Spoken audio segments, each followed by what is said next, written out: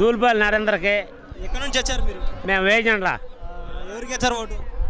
Cycle. సైకిల్కి ఎందుకు వేయాలా? ఎందుకంటే అన్ని పనులు చేస్తాడు కనుక. ఈడు వచ్చాడు అసలు నీళ్ళే రావట్లా. జగన్ చాలా చేసినాడు కదా. మాకు చేయలే, మాకేం చేయలే. మరి చంద్రబాబు నాయుడు గారు కూడా ఎన్నో స్కామ్లు చేశారు, స్కీములు కన్నా అంటున్నారు కదా. ఎందుకు చేశాడు? ఆయన చేసినట్టు ఎవరు చేశారు? మౌలియే వస్తే ఆయన దగ్గరికి.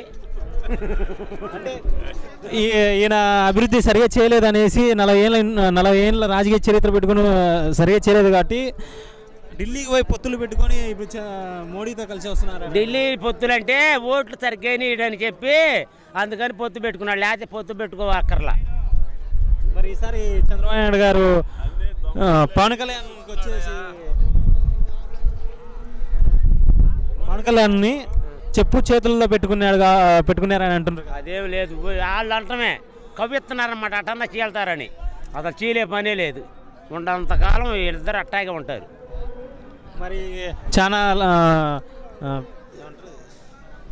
డబ్బులు కూడా చాలా తీసుకున్నారు చంద్రబాబు నాయుడుతో పవన్ కళ్యాణ్. ఆయనకి ఎందుకు ఎన్నో కోట్లు ఇస్తున్నారు సినిమా తీస్తే, ఆయన ఎందుకు డబ్బులు తీసుకుంటాడు? మరి ఈరోజు 21 సీట్లు పవన్ కళ్యాణ్ గారికి ఇచ్చారు. ఆ 21 సీట్లు కూడా 3 పిల్లలతో 7 అడుగులు వేసినారు కాబట్టి బెల్లం ఇంకోటి అన్నాడు తెలుసా? 4వ బెల్లం ఇంకోటి అన్నాడుగా, అది చాలు.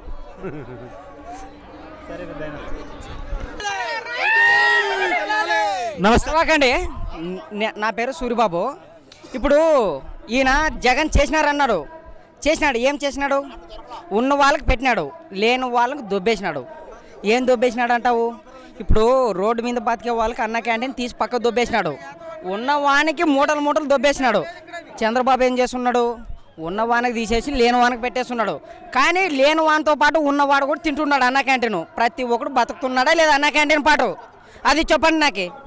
అన్న క్యాంటీన్ కాకుండా ఈరోజు పేద ప్రజలు ఎవరైతే ఉన్నారో వాళ్ళ పిల్లలకు మంచి చదువులు అందిస్తున్నారు, నాడుకేడి కింద అన్ని మారుస్తున్నారు అని అంటున్నారు. అది కూడా చెప్తాను.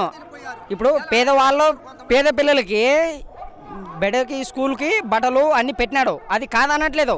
ఉన్న వాళ్ళకి 18 రోజులకి 18,000 అది పెట్టినాడు.